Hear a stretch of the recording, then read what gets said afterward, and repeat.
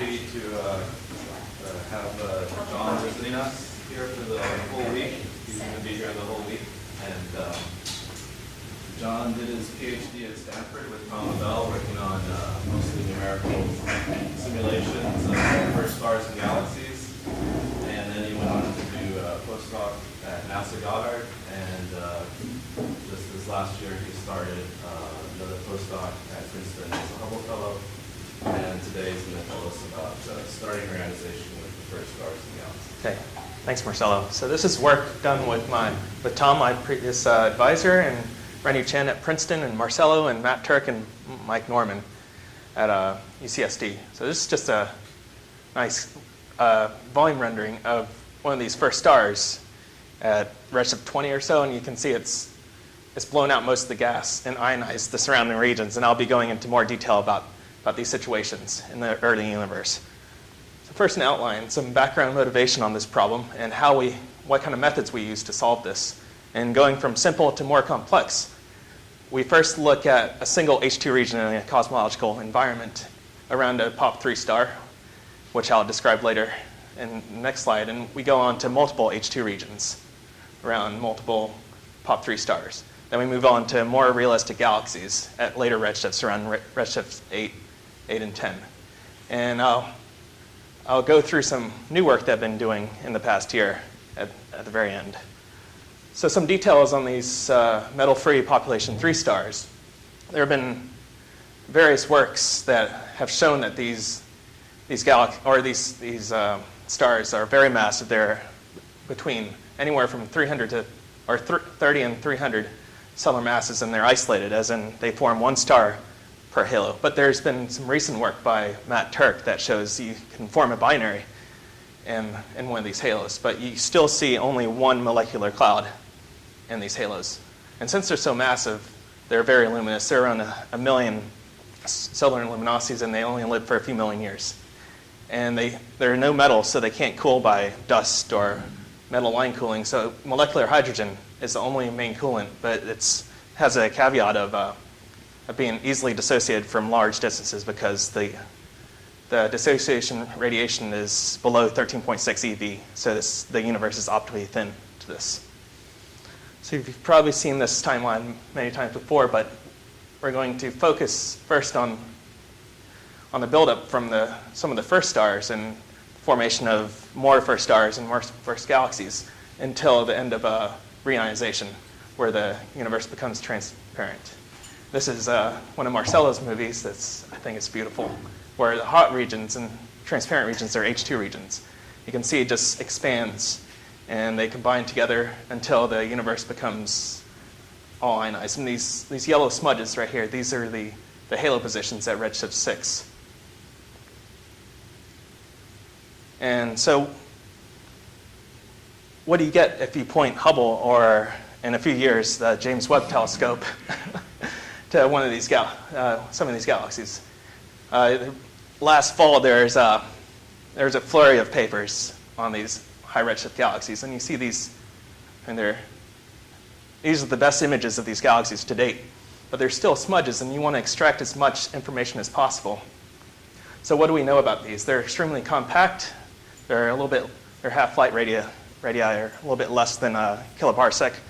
A couple of them had multiple cores, which correspond to a possible merger, and their co-moving number density decreases, as you expect with a structure formation. But something that's interesting is their UV continuum slope is very steep, which is suggestive of extremely low metallicities or a large escape fraction. But we want to know more about these observations and future observations. So what do we want to know?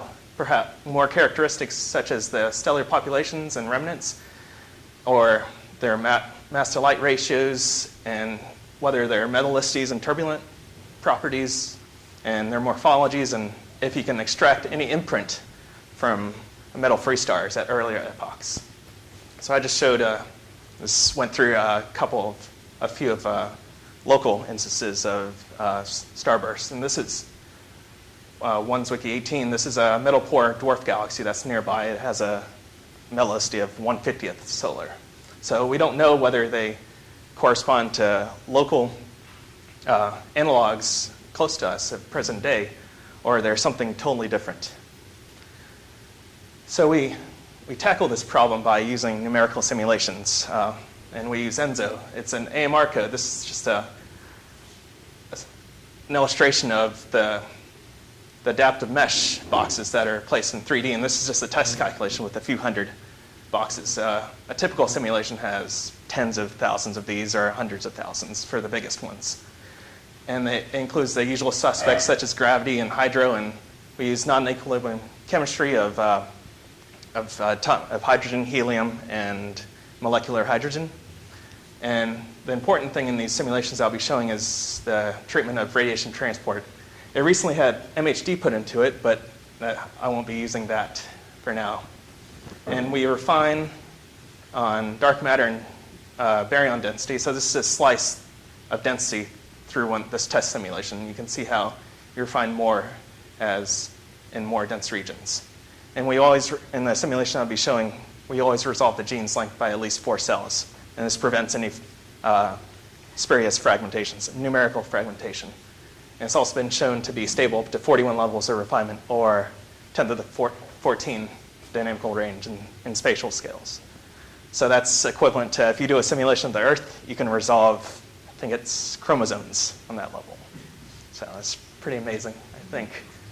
And some more details about the ray tracing, or how we transport radiation, is something that's called adaptive ray tracing. So if you would just do a normal ray tracer, and you want to sample the regions at large radii, you would have to trace millions of rays through the whole simulation to get adequate sampling at large radii. But you can adaptively split these rays so that only a certain solid angle, so it samples a certain solid angle and split them as they trace farther and farther from their source.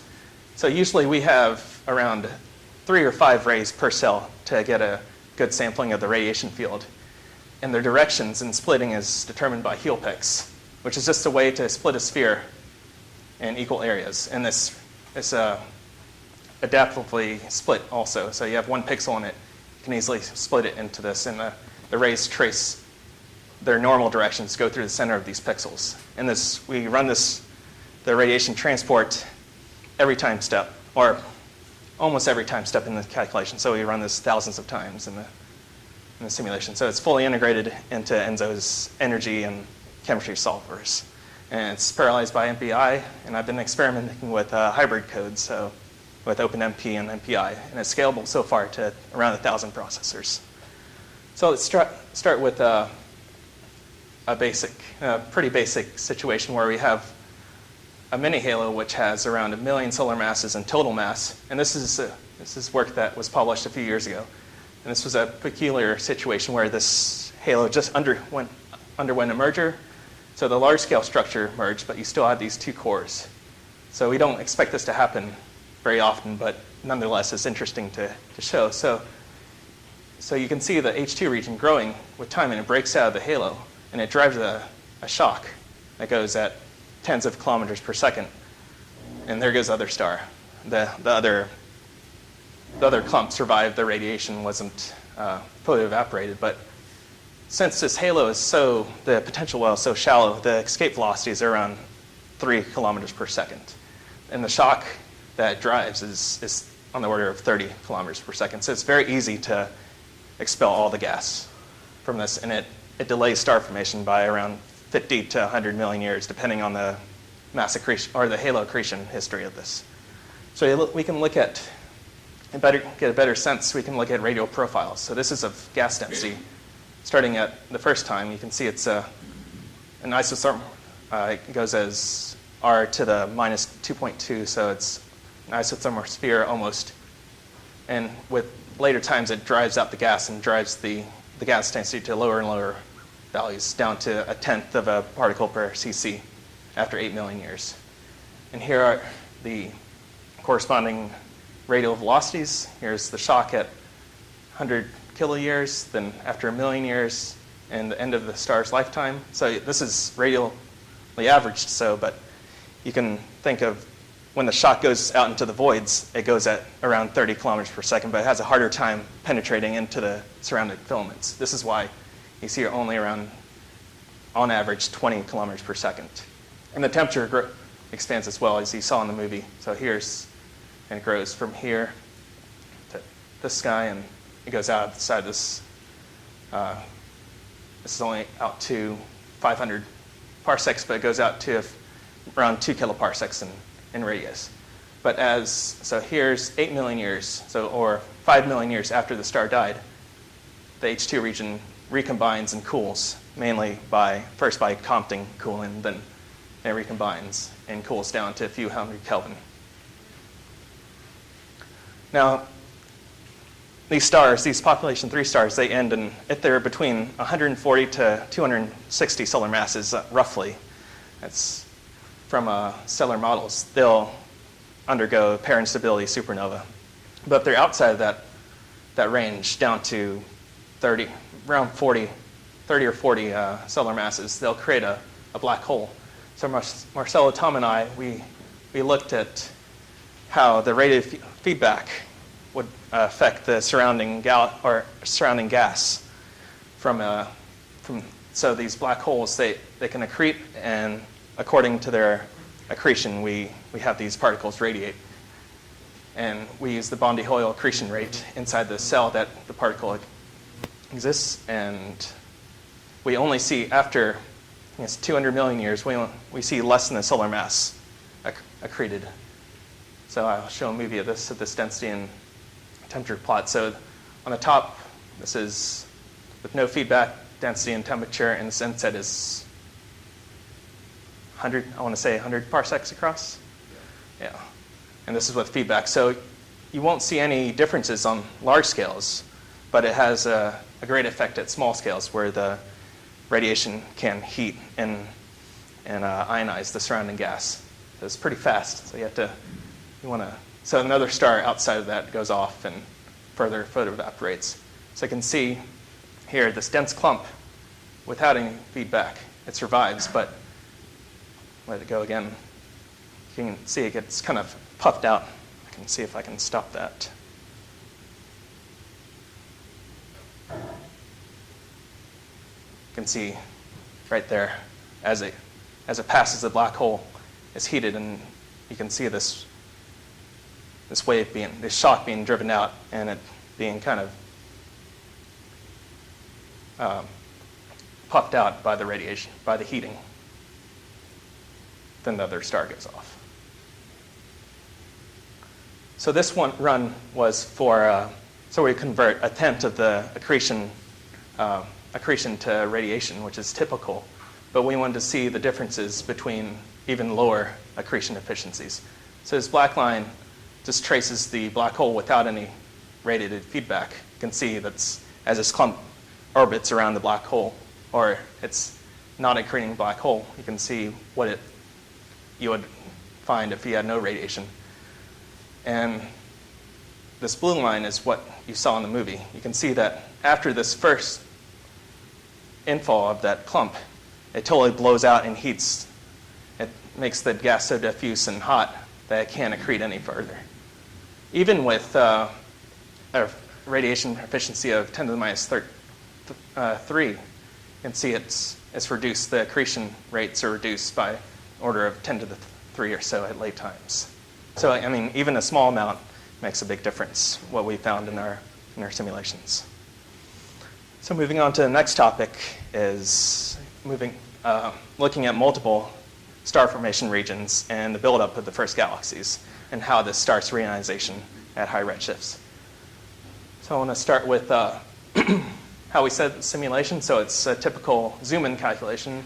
Has 128 cubic cells across with 3 nested grids, and the effective resolution in the center is 1024 cubed, and that gives a mass resolution of around 100 solar masses. And we follow the formation and feedback of 20 POP3 stars.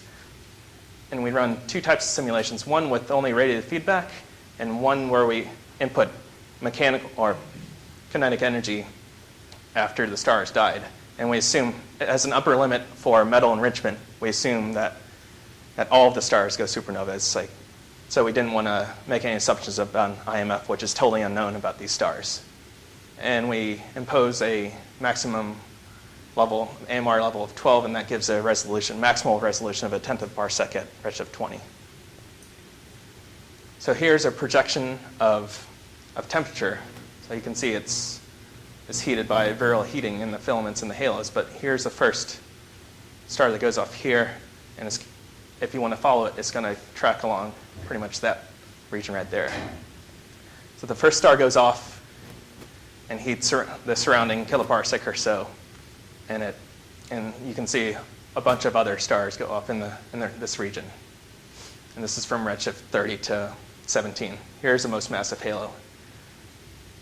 After it reaches some critical mass, or what's called a filtering mass, it's kind of like a time average Jeans mass of the accreted material. Because it's preheated by these stars, it no longer can accrete cold material from the filaments. It has to accrete this preheated material from the H2 region. So once it passes around 8 times 10 to the 6 solar masses, in this particular case, it can form stars again. And you saw that after, let's see. What's the Right there. velocity version of the halo? It's around 15. Is this just, it is, I mean, if you just think about the halo, it's The velocity is metric. 15 kilometers per second inside the halo. Yeah. Are the H2 regions totally Strongen-like classic, or do they ever break out? They break out in these mini halos, but there comes a point where The recombination is the photons are always being reused. yeah, it's in that sense. It's trumping-like. And you also see the butterfly shapes from the filaments, yeah. Oops. So this is what you expect this is a simulation with no radiative feedback. You just see virial heating inside the filaments and inside the halos. But with this feedback, it heats the surrounding IgM to temperatures of 5 to 10,000 Kelvin. It's a pretty big difference. And even with supernova, it changes even more because we have more massive stars. And in the most massive halo, the supernova explosions drive out even more gas, so the baryon fraction in this most massive halo is lower, so the photons can escape more freely into the IgM. So this is why it's even more ionized.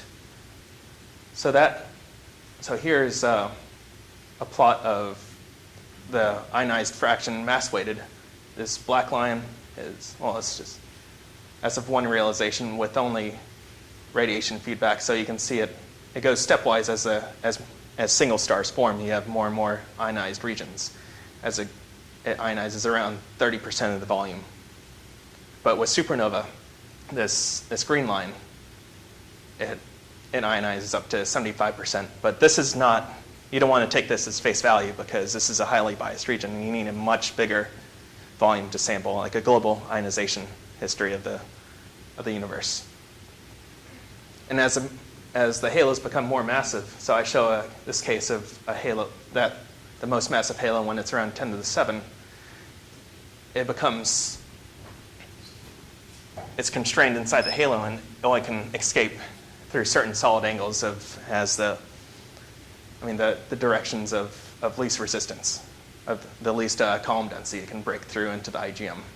So you can think of the solid angle as the escape fraction, where the photons can escape and effectively reionize the IgM. And this fraction decreases with halo mass only if you consider POP3 stars. Yes? So in the previous thought, when you're putting in the star formation feedback and the supernova, you're just assuming that all the stars are 100 solar masses? Yes. Yeah. Have you tried changing that? If you just pick an them up ion? to be a different mass. Yeah, I have tried changing that. So it scales with, if you have a lower mass, stellar mass, then the ionization fraction go down. Right, and Right. supernova feedback is weaker. But how? We haven't done this calculation. So I've done single H2 regions. Yeah, okay, but you haven't done that. Okay. I haven't done the full thing, no. But these are true pop 3, so the temperatures are a lot higher. Right. Stars. Yeah, the average, a lot of ionizing photons that yeah. make for shadow constriction. right.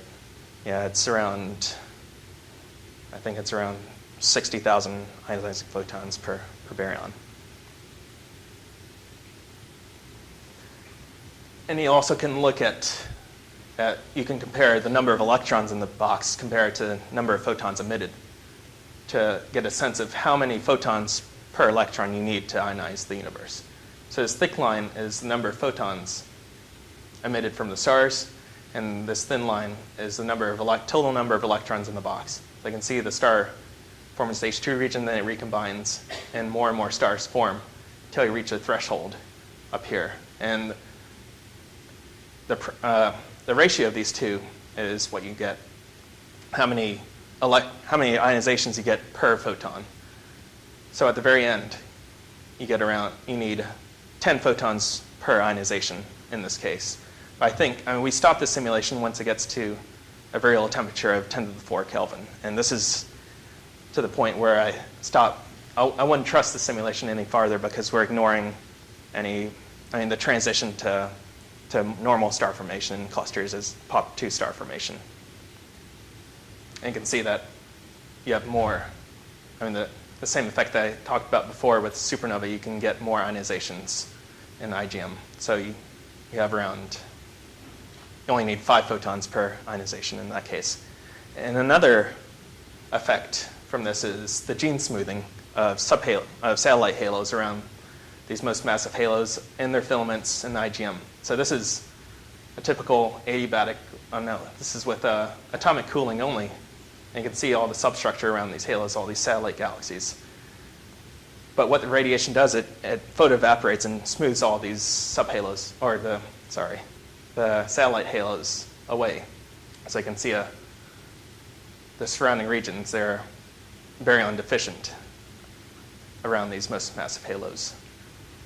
And as you would expect with supernova, it's even more depleted. And you can see the supernova shells being driven out. And this can be characterized with the clumping factor, and this is the factor in which the recombination rate is increased by. And it's the average of density squared over the square of the average density. So these thin lines, these colored lines, are the clumping factor with no feedback at all. And what concentrate on the thick line, this is the clumping factor in the ionized region, which is actually what you want. And it's decreased by a factor of 2 in both cases. And this factor is important in larger scale simulations where you have to assume some subgrid model of recombinations and stellar feedback from objects that you're not resolving in these bigger simulations. So this is going toward a better subgrid model for these simulations, and also affects the morphology on small scales, as you would imagine. So this is without any feedback. You see all this fine structure in the filaments and infalling satellite halos, and it's spheral heating around there. But with the feedback, it totally changes the morphology. You can see these are actually outflows coming out from the galaxy, and the filaments are all photoevaporated or gene smoothed away, and it's surrounded by a hot or a warm IGM of around 8,000 Kelvin. So when the gas fraction is reduced by a half, down to only 8%, and also what we didn't expect was the angular momentum of the gas was boosted by a factor of 2. So the spin parameter, you can think of that as boosted by a factor of 2. And also we looked at the metal enrichment of the surrounding IGM in the case with the supernova. So this is the colors. This blue is around 10 to the minus 3, and the red is 10 to the minus 2 solar metallicity. So it's could you go back to that Sure. statement for a second? So the angular momentum is boosted by a factor of 2 over what regime and which thing are you talking about? this is averaged over the whole halo. And what's the interpretation of why that's correct? Why this? Because Is it's driving it. I think because of the outflows. Because some of this gas comes back in. So I think it's harder because if you accrete mainly from the filaments, are on radial intersections with the halo. But if the outflows, when they turn around and come back in, they can come any which way. I think so. Yeah. Yeah. We haven't really looked at that. It's not going to have a huge effect, but if you just look for amusement at what the dark matter is doing with the two different classes of simulations, because after all, carry on. Yeah. Yeah. So we looked at their density profiles. So you don't have as much adiabatic contraction in the center anymore because you don't have this central cusp of. But it's still essentially the basic filamentary structure. There's no real modification. Yeah, there's no. Yeah, it's still filaments of dark matter. Yeah. But maybe slightly puffed out. Perhaps. Yeah, I haven't looked at it that closely. Yeah, it'd be interesting to look at. So in these metals, around 40% of the supernova ejecta stay in the IgM, whereas 60% return to the halos and filaments. And the IgM has a higher metallicity because it's harder. So if you think of a blast wave trying to penetrate a dense object, it'll be hard for these metals to mix in with a dense clump. Whereas if they go into the IgM, they can freely mix into the smooth basically smooth and uniform density. And once the metals fall back into the halo, you have turbulence that's generated by thin fall and mergers and virialization that mixes these metals down to our resolution limit. And also you can look at a diagram of density versus temperature, and this is colored by metallicity. And here's a recent supernova that went off. You can see it's adiabatic cooling, and the hot material, the diffuse material, is almost solar metallicity, whereas as it comes in and mixes with more of the dense material, it's on average around 10 to the minus 3 solar metallicity. And this is an upper limit because we assume all the stars go supernova. Moving on to even more massive objects. This is work that I've done with Renyu Chen, where we looked at the photon escape fraction of various halos. So we did a class of simulations where we just looked in parameter space of idealized halos, where we let them collapse, form stars, and radiate and feed back to this halo. But in reality, these halos contain the cosmic web. So a couple years, or 3 years ago, my code wasn't really set up to handle that many sources. So you can imagine you have sources in all of these halos. So our approach was just to select 10 halos, and you select, say, one halo, and you extract some sub-volume around that. And that in itself would be one simulation. So what are you actually plotting? No, this is projected density. I'm sorry. Projected. Density, gas density. And This is just an adiabatic simulation. Just to get. And is this sort of WMAP-ish? This is WMAP 5. With it itself? Yeah, with it. The spectral index is 0.96. So I'm surprised that filaments are so sharply defined. They should be more ribbon-like. That's why I'm asking this question. Or maybe that's just the contrasting that you chose. It's density squared. That's actually, it's weighted by density squared. Oh, So showing density squared. right, so it's highlighting the right. Sorry. So each one of these halos is one simulation because we only wanted to focus on one halo per run, and we include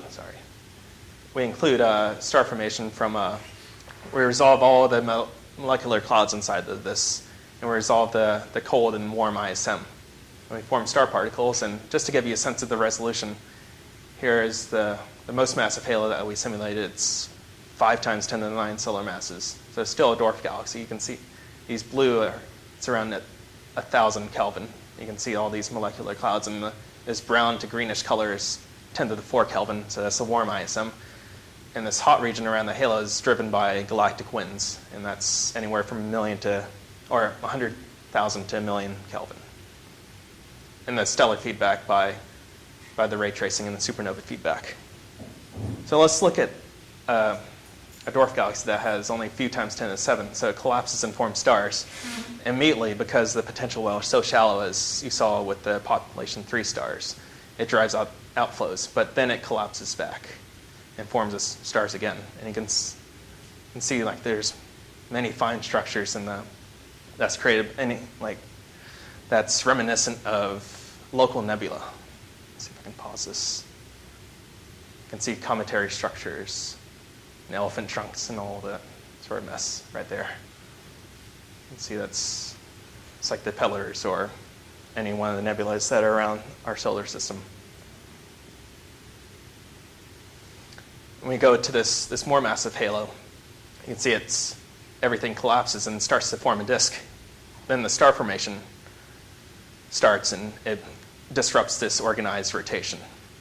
But the potential well is so deep that their shocks can't drive out any of the gas. But this hot halo gas, the galactic winds start to drive out some amount of gas, but not a lot. You can get a better sense of how the radiation actually escapes. So here I plot the escape fraction as a function of time. So at first it's only 20 to 30%, but then it nears unity as more of the surrounding IgM is ionized. So blue is hot, again, and red is cold. You can see that over time it ionizes most of the surrounding regions with the filaments still neutral. And orange is around 1 million Kelvin. So you can see the galactic wind starting to be blown out.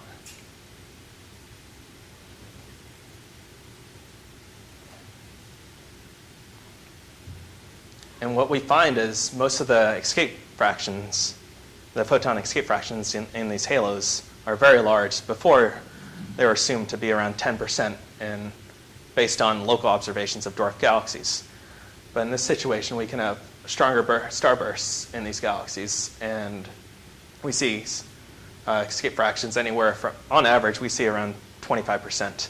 But with a top-heavy IMF, we saw it even up to 80% on average in 100 million years.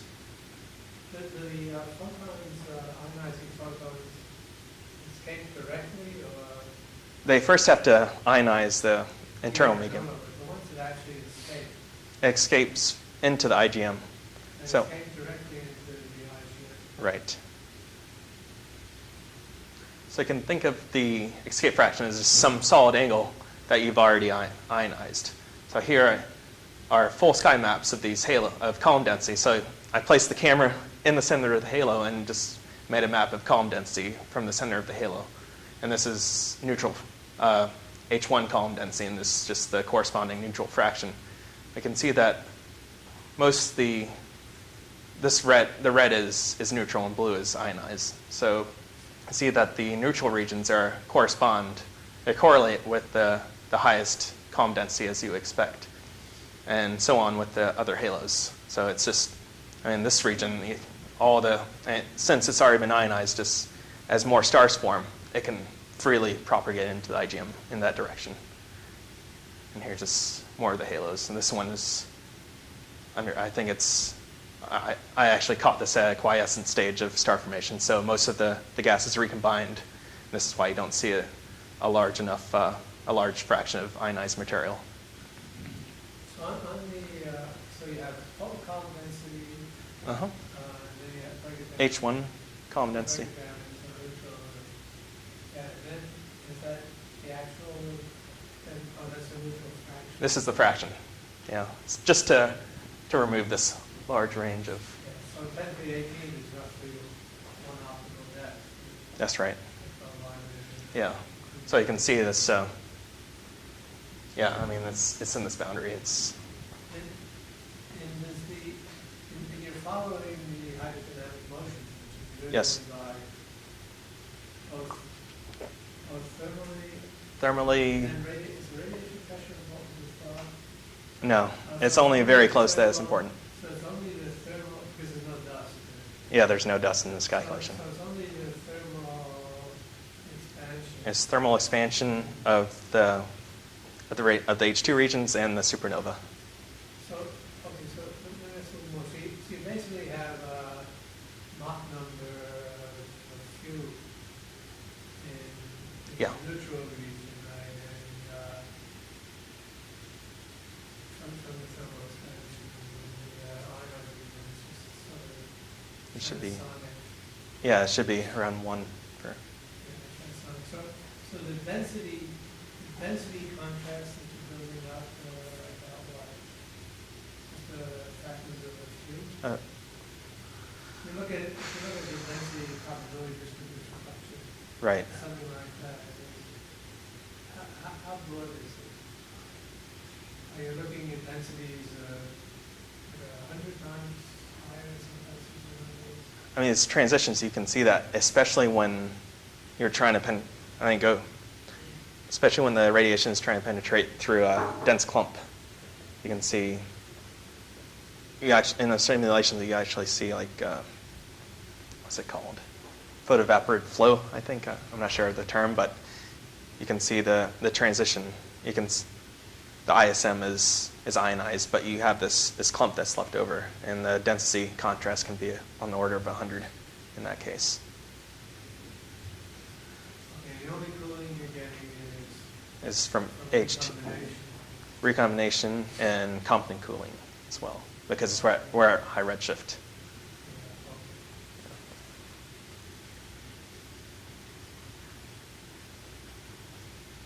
So it usually goes into larger scale calculations, either n-body calculations or large box reionization calculations or semi-analytic calculations of reionization. Galaxy formation is this product between the escape fraction and the star formation efficiency. Basically, how much mass goes into stars versus how much gas do you have in the halo. And what's usually required to have reionization is around 10 to the minus 2, this product. What's shown here, so these diamonds are the halos that are extracted from the cosmological simulation. And once you get to, so any of these mini halos below that can't cool from atomic cooling, their escape fractions are high. They're around 50% or so, but their star formation efficiency are low. But once you can cool properly through atomic line cooling and molecular cooling, you can form enough stars and the escape fraction stays roughly the same. That these halos can indeed contribute a lot to reionization. And we also varied having normal IMFs and a top-heavy IMF. And we actually didn't see any change. I mean, it's surprising. We thought it was surprising that we didn't see any change in this. And the amount of photons that actually escaped into the IGM is because the star formation is self-regulated. Because if you have a top-heavy IMF, you'll form, in the first instance, you'll form the same amount of stars, but then it'll generate more luminosity, and it'll drive out the gas, so they'll decrease. Well, but in the higher lawsuits for halo, we didn't drive out the gas. Right.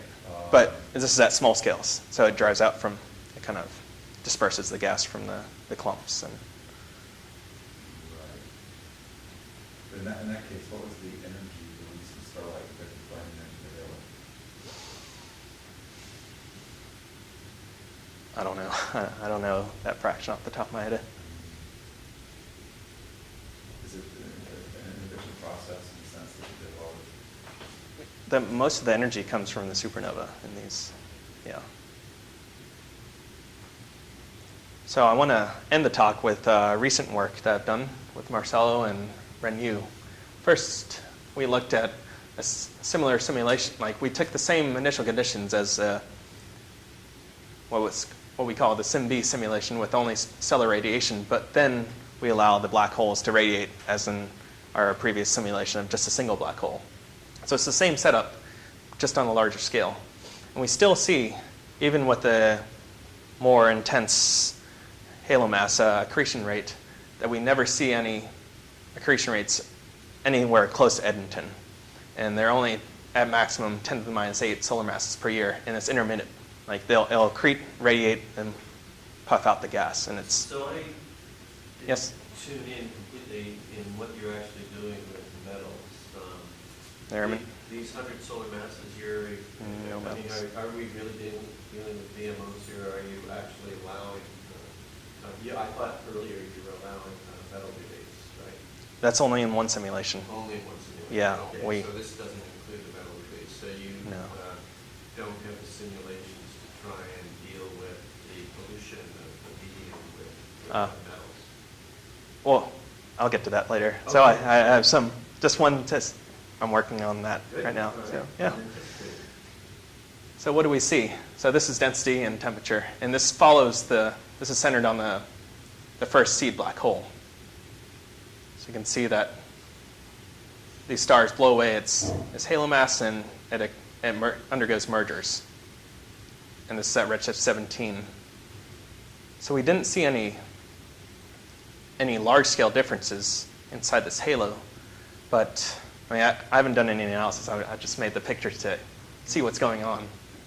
And the only thing that we've seen so far is we get a factor of 25% less stars forming. So it does have an effect at small scales as it suppresses star formation, but not all the way, as we had this idea where the X-ray radiation from these black holes would ionize the surrounding regions enough that would suppress star formation in this, but we're not seeing that, which is in some ways disappointing, but nonetheless. And this is the first instance. I was worried that if a clump of gas fell close to the black hole, was I forming a star so close to the black hole that would actually accrete and would have some dependence on our resolution. And this is the first accretion event in the most massive halo. So this gas cloud wasn't exactly on a radial orbit, and it's orbiting around it. It goes into the potential enough, and the cooling time becomes short enough to collapse and cool and form a star. And also it starts as this material passes a black hole, it kind of irradiates, and you can see the sharp deposit.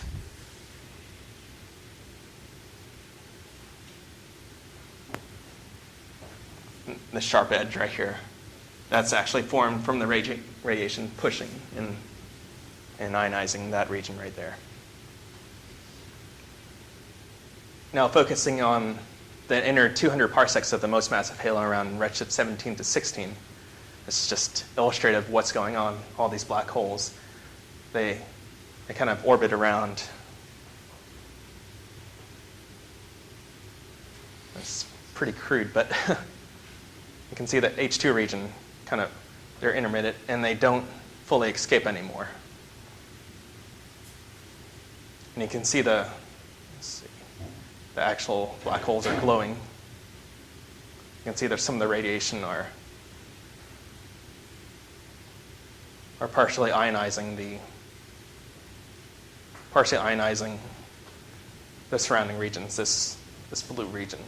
I mean this green glow around the black holes. So you can see mainly the star formation that still occurs in the halo efficiently drives out all the gas. It prevents it to produce any central clumps inside this galaxy. So it's just something that I want to show as simulation that's still going on and needs analysis. So I'm sorry, it's mainly still the star output that's... It's still the star output. The black holes are not that important. Once a star forms, then its combined luminosity is overpowered by the star. And we're still assuming that it's POP3 stars. So here's another new piece of work that I'm working with Matt Turk and Mike Norman.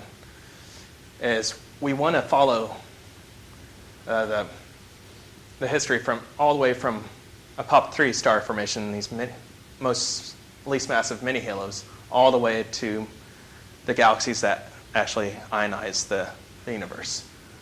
So the simulation is 30 megaparsecs over H, and it's a zoom-in calculation where it has effective resolution of 3,000 cubed, and the dark matter resolution is around 10,000 solar masses, and the spatial resolution reaches a maximum of 1 parsec. So this is the preliminary simulation that I did for dark matter only, just to find the halos that we want to simulate. And these are the two halos that we're going to resimulate.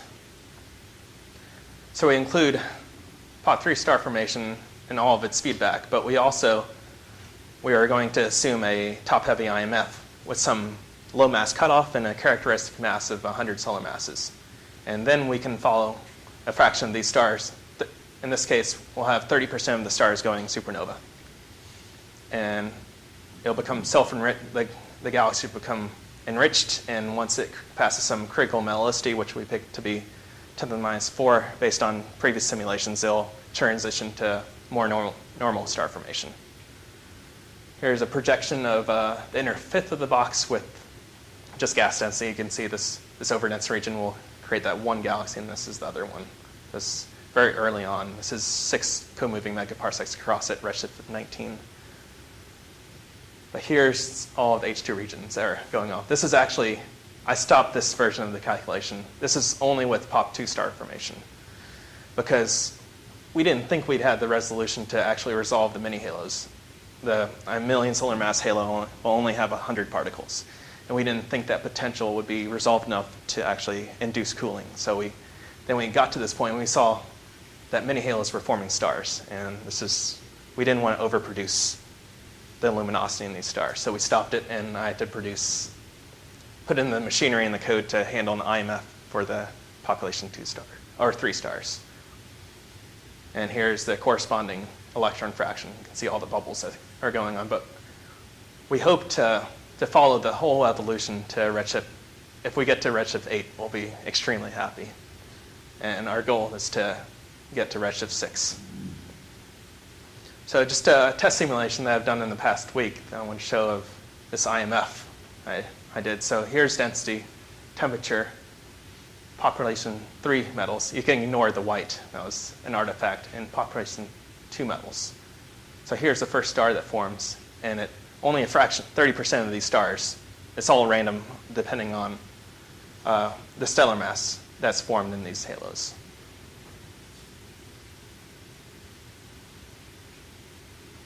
So you can see only when the halo is enriched by a previous episode of population 3 stars, you can see this bubble expanding. Then it'll recollapse into this halo right here, then form a population 2 stars. But this is the model that we'll use in the bigger simulation. So this is my test simulation that you can run on a laptop. So I find it more effective to develop fully on my laptop instead of dealing with all the other people on the bigger machines. So this also has metal cooling from down to the CMB temperature, and this light blue corresponds to 10 to the minus 3. So which Sorry. shift are we looking at now? Oh, this is 7. So this is only a 450 kiloparsec box. So I ran this way too far for this size. This is just to test the model. Is your target here an ultra early protocluster environment, or Yeah. does that really matter? Most likely. 38 inverse megaparsecs is pretty big, so Yeah. you almost have the waves to be able to Mhm. do something that would be a big cluster. Now, presumably that conditions where the things are first forming. Right. You probably don't need all of those waves in order to do a good job. Yeah. This is obviously too small. Yeah. The question I'm trying to get at is the level of, and so this is part of your process here, but maybe it's just too premature, which is the level of metal breakout. Right. Can you at least make guesses as to how efficient that might be? What I've been seeing in these simulations and other simulations when you form these POP 3 stars, it's much easier to get the blast waves farther out, so you can have a higher metal filling fraction.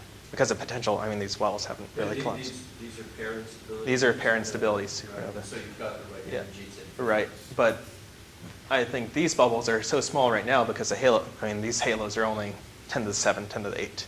So the galactic wings aren't strong enough they haven't built up enough to drive out the gas. And when you blast out here, How do you actually put the energy in? This is thermal energy into the It's sphere. thermal. Yeah. And over what scale? It's I mean, With this, presumably it's- you're distributing it. You weren't Yeah, it's in the putting sphere. it at the single pixel. no. We have to do it in, it's a user-defined parameter. So in this case, it's like 25 parsecs. It's pretty large compared to actual supernova remnant.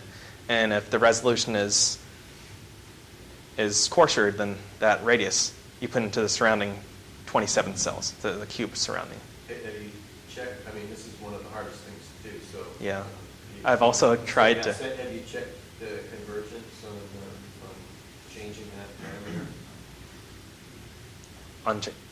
You No. know that it's stable? No, I haven't. We have these problems. Yeah.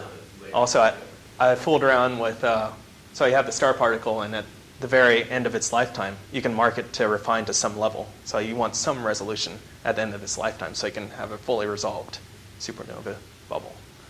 So I have that machinery, but on the simulation on this scale, I don't know if that would work. On a single supernova, that was my aim for that. So that's end of the science, but big news is this method's going to be included in the next release of ENSO, so anyone can use it. And this is going to be, we aim to release this in the next few weeks, hopefully. So then, and the method paper of this will be coming out, I hope, by June, I hope. So, and just throw out my conclusions that radiative feedback in the early universe plays an important role on these first galaxies and starting reionization. And after the first episode of star formation in the halo, it's still, any subsequent star formation is delayed by around 50 million years. And these POP3 star formations in biased regions can ionize anywhere from 30 to 75% of the surrounding IgM. And the clumping factors are reduced by half. And around 1/10 of these photons result in a sustained ionization in the IgM. And we did simulations where we found an upper limit of the enrichment of the IgM up to of 10 to the minus 3 solar. And we showed that the radiative feedback, it continues to be important in larger galaxies and contributes to the driving up the UV escape fraction to values of 20 to 50%. Thank you.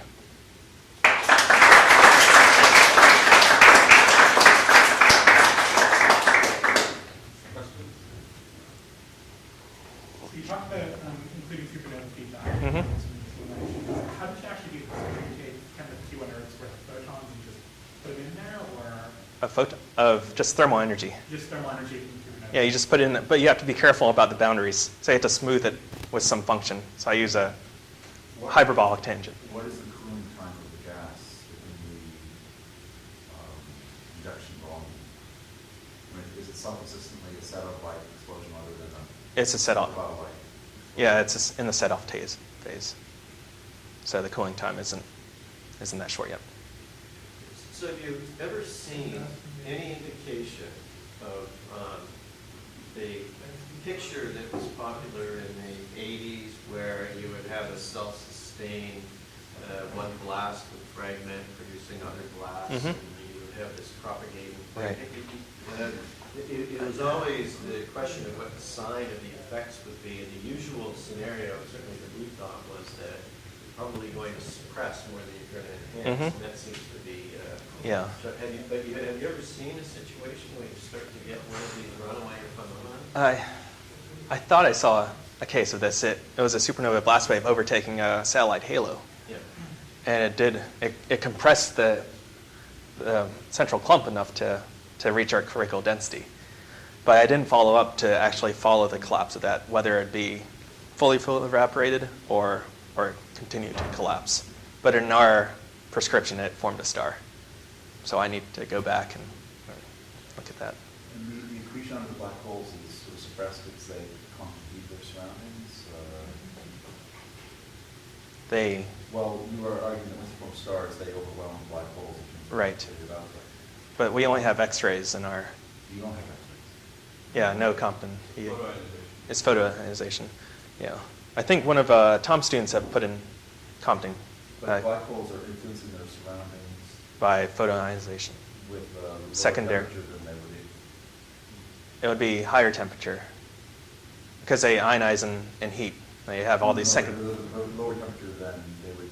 They would actually have. Self-resistantly produce Precursion type optic that does. I mean, it's not Yeah. clear exactly how they're radiating actually if they're treating at a low rate. Well, That's right. Yeah. But Yeah. Sometimes I worry about the subgroup physics that's going on in the black hole. Whether it, I mean, first you want to accrete onto the disk, then you want to accrete on some viscous time scale. I mean, I think that would be. But at these low accretion rates, I don't know what the scenario is at small scales. Would it be some corona? I'm not that versed in that. well, you also have to start thinking about hydrodynamic outflows. Mm-hmm. Yeah. So you say calculations now being done with injecting X-rays because that changes the H2 region development? Yeah. So the black holes they radiate in X-rays. But you don't have that in, but somebody's putting it in, is that? Oh no, I was the Compton. Okay. The Compton heating from So electron you do scatter. have Yeah. that kind of larger extension to H2 regions? The luminosity of the. Actually, I cut off the rays at some point when their flux becomes so small that it doesn't really affect the heating rate anymore. But in our simulation, the luminosities are so low it doesn't really affect the large regions. But I mean, you can imagine the situation where if you do have a strong accretion event, you would have this preionization in the neutral regions. The electron abundance from low rise that way? Probably. Which might have an impact on H2. H stuff too. Yeah, at large radii. Yeah. That's interesting. I mean, Yeah, there are yeah. so many effects going on. I know. And you have the machinery to look at them all. Yeah. Good. All right, any more questions?